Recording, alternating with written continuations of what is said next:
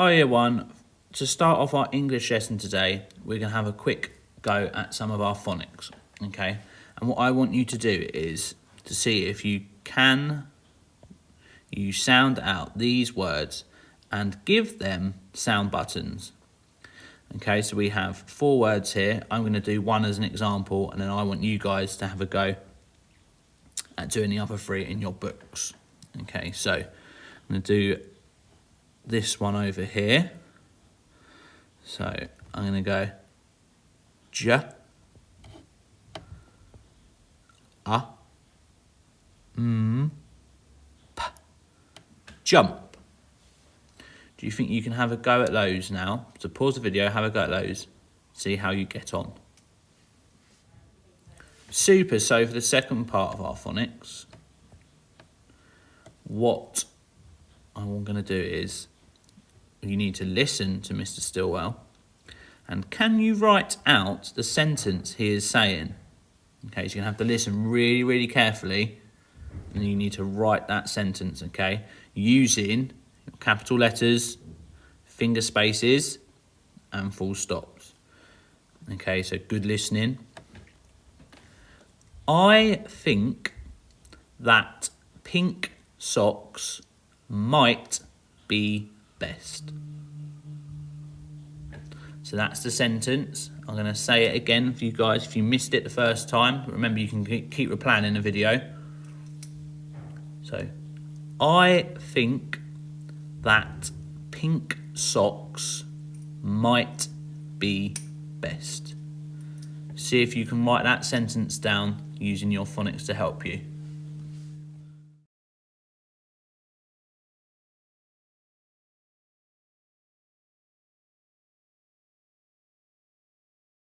So today we're going to carry on reading Lost and Found from where we are. And I'm joined by some amazing king penguins. I've got on screen a lovely picture of them. How amazing they look. They're great. So in our story, when we read to you on Monday, this penguin had turned up at this boy's house, didn't he? He was lost. Well, the boy thought he was lost. And the boy was thinking how he could help him. But he didn't know how. Let's see what happens next. The next morning, he discovered that penguins come from the South Pole. But how could he get there? He ran down to the harbour and asked a big ship to take them to the South Pole. But his voice was much too small to be heard over the ship's horn. So together, he and the penguin would row to the South Pole. The boy took out his rowboat out of the cupboard and they tested it for size and strength. They packed everything they would need, and together they pushed the rowboat out to sea. They're pushing it out to sea there. They rowed south for many days and nights, with the boy telling stories all the way. The penguin listened to everything that the boy said. Oh no. They floated through good weather and bad when the waves were as big as mountains. Look at the size of that wave in that picture there. Very scary. Until they came to the South Pole. The boy was delighted, but the penguin said nothing. Suddenly, it looked sad again as the boy helped it out of the boat. Why do you think it might be sad? Think. Ooh, let's see if you got it right. The boy said goodbye and floated away.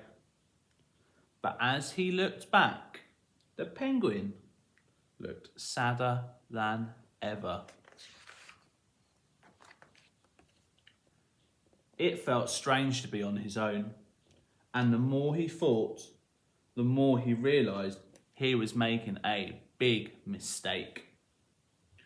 The penguin wasn't lost, he was just lonely.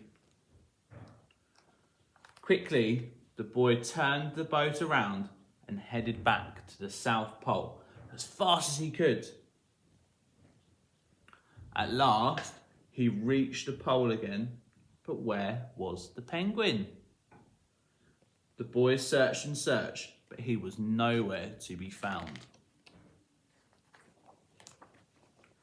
Sadly, the boy set off for home without the penguin.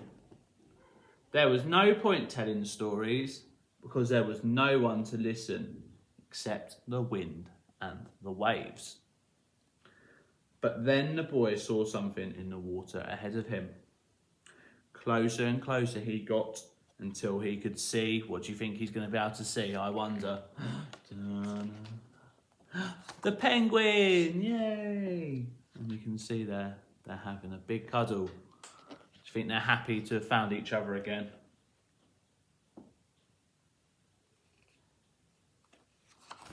And so the boy and his new friend went home together, talking of wonderful things all the way. What a beautiful story about finding and making friends. What I want you to do today, Year 1, is to see if you can put the story back in order. And this is slightly different because if you were at school, you'd have these pictures and you'd be sticking them in your books. So for today, what I want you to do is I've numbered each picture. Each picture's got a number, you can see there. And I want you to write the number order in which the pictures appear or the parts of the story happen in the book. Okay, so we've got number 1 is the penguin turn up at the door. Number 2 is the boy and the penguin going round the iceberg looking for each other. Number 3 is the boy and the penguin having a cuddle. Number 4 is the boy and the penguin reaching the South Pole and the penguin getting out the boat. Number 5 is the boat on a wave. And number 6 is the boy with the penguin at the Lost and Found office, trying to see if anyone is missing him. Can you put them in the order that they appear in the story for me? Once you've done that, and you think you've got it in the right order, I want you to write a sentence to go along with each picture. So if you think that the first thing that happens in the story is picture number 1, the penguin turns up at the boy's door, you'll use that first. So we're going to write it like this. So you grab your book and you will write the number 1 on your line there, because that is showing me, you usually put the picture, you're talking about the picture number 1. Okay, and then I want you to write a sentence. Okay, so remember our sentence always starts with a capital letter. So the, right, remember, finger space, penguin,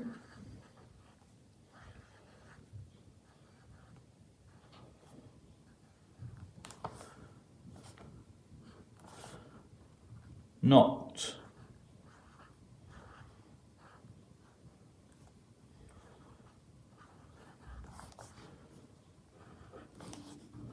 on the